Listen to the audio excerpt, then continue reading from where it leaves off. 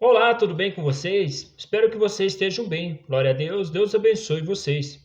Novamente estou aqui para compartilhar mais dois capítulos da palavra e hoje a gente vai estar meditando em 1 Coríntios, como a gente está lendo este livro. Vamos estar lendo o capítulo 5 e o capítulo 6. Vamos estar dando uma olhada ali ainda que Paulo vai estar falando sobre a imoralidade na igreja. Enfim, ele vai estar trazendo uma repreensão para tratando aí que a igreja de Corinto e nós também vamos dar uma olhada aí o que nós conseguimos tirar para a nossa vida. Então vamos lá. Senhor nosso Deus, nosso Pai, mais uma vez, Senhor, nós viemos te pedir que o Senhor venha estar nos orientando com a tua palavra, em nome de Jesus. Amém. No capítulo número 5 ele vai estar falando bem assim: por toda parte se ouve que há imoralidade entre vocês, imoralidade que não ocorre nem entre os pagãos, a ponto de um de vocês possuir a mulher de seu pai. E vocês estão orgulhosos. Não deviam, porém, estar cheios de tristeza, expulsar da comunhão aqueles que fazem isso? Enfim, ele traz ali para expulsar da comunhão essas pessoas que fazem isso, eram pessoas ali influentes da igreja, que tinham comunhão com eles, porque senão ele não trazia essa repreensão ali para eles. Apesar de eu não estar presente fisicamente, estou com vocês em espírito. E já condenei aquele que fez isso, como se estivesse presente. Quando vocês estiverem reunidos em nome do nosso Senhor Jesus, estando eu com vocês em espírito, estando presente também o poder do nosso Senhor Jesus Cristo, entregando este homem a Satanás, para que o corpo seja destruído e seu espírito seja salvo no dia do Senhor. O orgulho de vocês não é bom. Vocês não sabem que um pouco de fermento faz toda a massa ficar fermentada? Livrem-se do fermento velho, para que sejam massa nova e sem fermento, como realmente são.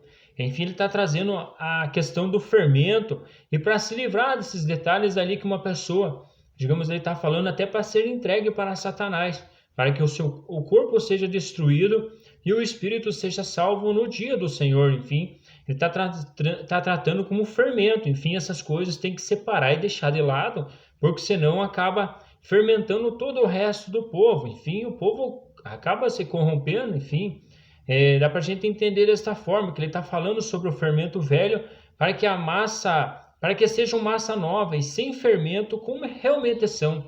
Porque ali ele trata o fermento como pecado também. Enfim, ele fala que o pecado ali é uma figura do fermento também, como também lá antes deles saírem do Egito, o Senhor falou para eles só levar pão, enfim, não levar o fermento, enfim, não levar para que esteja fermentando aí o meio do caminho deles. Enfim, Paulo também está orientando nesta forma o povo de Corinto.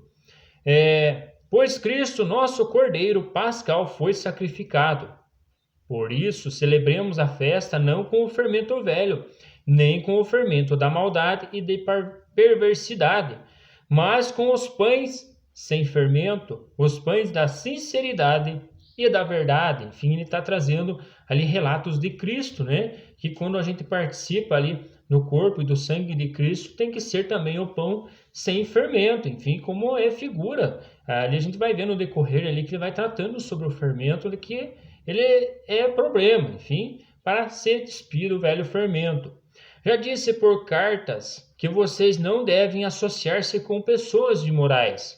Com isso, não me refiro aos imorais deste mundo, nem aos avarentos, aos ladrões ou aos idólatras. Se assim fossem, vocês precisariam sair deste mundo. Enfim, ele está trazendo-se um contexto geral. Ele está falando, olha, porque às vezes a gente até tem contato com pessoas ali avarentos, idólatras, enfim, às vezes a gente convive, trabalha com pessoas assim, e ele fala que não é bem assim, a gente tem que estar junto também, mas não se associar a fazer as mesmas coisas que eles. Mas enfim, mas agora estou escrevendo que não deve associar com qualquer que dizendo-se irmão seja imoral, avarento, idólatra, caluniador, alcoólatra ou ladrão. Com tais pessoas vocês nem devem comer. Enfim, ele está trazendo ali para irmãos esse assunto, não para pessoas ali, pessoas que se dizem irmão e praticam essas coisas. Ele instrui até para não comer com essas pessoas, não sentar na mesa. Enfim, é muito pesado que Paulo está trazendo, e dá para a gente entender que lá atrás, lá quando o povo de Corinto, eles estavam bem pesado mesmo, senão ele não chegava a este ponto ali, ele está até entregando ali uns para Satanás, e ali está falando para expulsar da comunhão, e também essas pessoas não sentar com pessoas na mesa para estar compartilhando alguma coisa. Pois como haveria eu de julgar os de fora da igreja? Não devem vocês julgar o que estão dentro?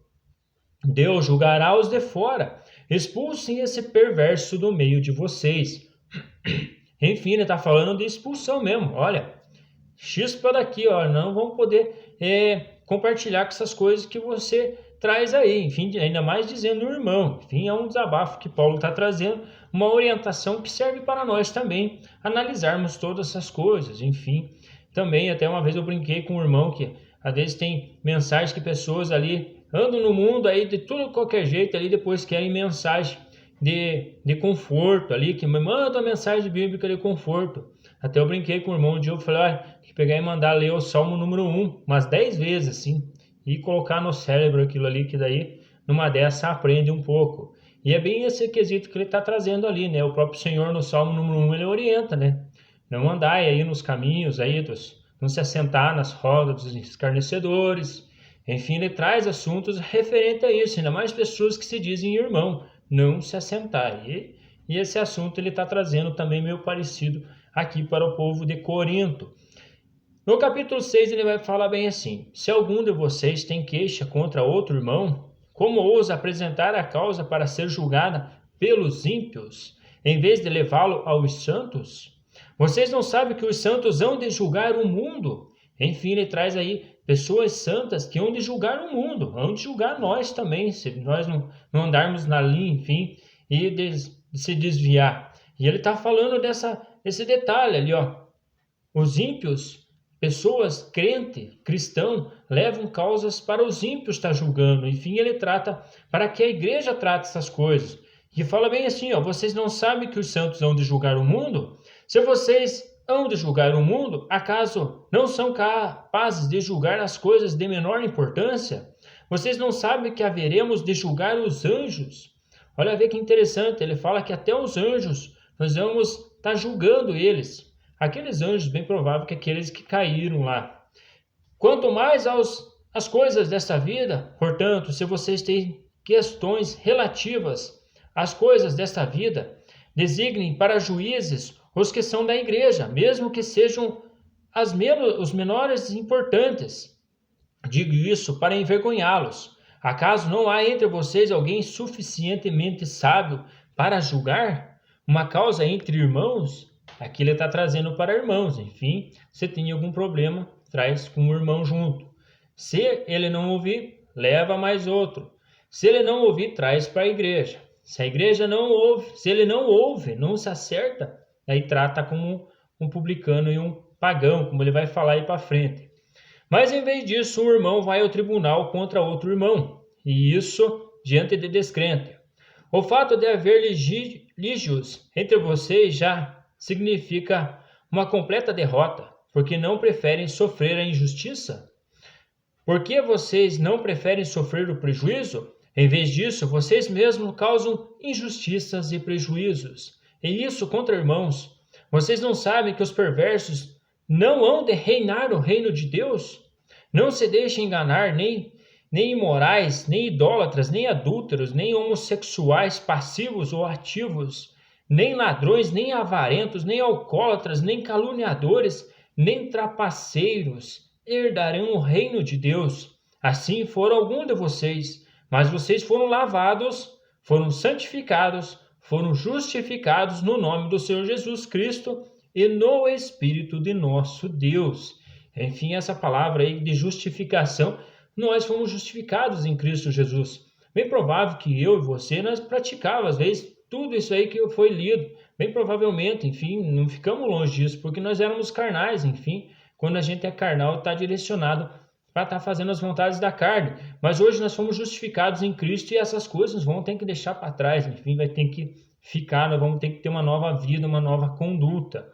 Mas enfim, tudo me é permitido, mas nem tudo me convém. Tudo me é permitido, mas eu não deixarei que nada me domine.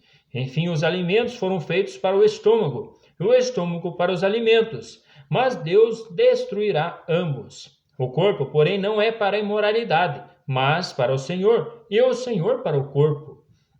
Por seu poder, Deus ressuscitou o Senhor e também nos ressuscitará. Vocês não sabem que os seus corpos são membros de Cristo? Tomarei eu os membros de Cristo e os unirei a uma prostituta? De maneira nenhuma. Vocês não sabem que aquele que se une a uma prostituta é um corpo com ela? Pois está escrito, os dois serão uma só carne. Enfim, pessoas aí que gostam de estar se prostituindo, tem aí uma palavrinha aí que se unir com uma prostituta, você forma uma só carne. Você forma um casamento também, como ele fala ali, né? Enfim, quando pessoas casam, né, ele fala, o próprio Senhor fala, ó, pai a hora que se casa, deixa pai e mãe e se tornam uma só carne, enfim, no casamento. E aqui ele deixa essa mensagem também, os dois se formam uma só carne. Mas aquele que se une ao Senhor é um espírito com ele. Fujam da imoralidade sexual. Todos os outros pecados que alguém comete fora do corpo os comete. Mas quem peca sexualmente, peca contra o seu próprio corpo. Acaso não sabem que o corpo de vocês é santuário do Espírito Santo, que habita em vocês, que lhe foi dado por Deus, e que vocês não são de vocês mesmos?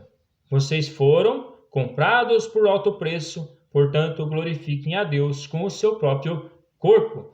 Enfim, dá para a gente entender que a questão da imoralidade, o Senhor leva muito a sério esse detalhe aí. Então é bom a gente estar vendo esses detalhes, prestando atenção, porque ali ele fala que o nosso corpo foi Cristo que nos comprou, enfim, e ele pagou alto preço por mim e por você. E ele não quer que a gente fique se unindo aí com qualquer prostituta aí, enfim, depravando o corpo de Cristo. E até ele fala ali, os alimentos foram feitos para o corpo, enfim, e o corpo aí vai ser destruído, mas enfim, ali quando se une com uma mulher se torna uma só carne com ela, e o Senhor abomina também o adultério, como a gente vai estar olhando no capítulo 7, depois ali ele vai estar orientando melhor e ensinando a respeito desses detalhes a respeito do casamento. Mas enfim, um grande abraço para vocês, fiquem com Deus e até mais.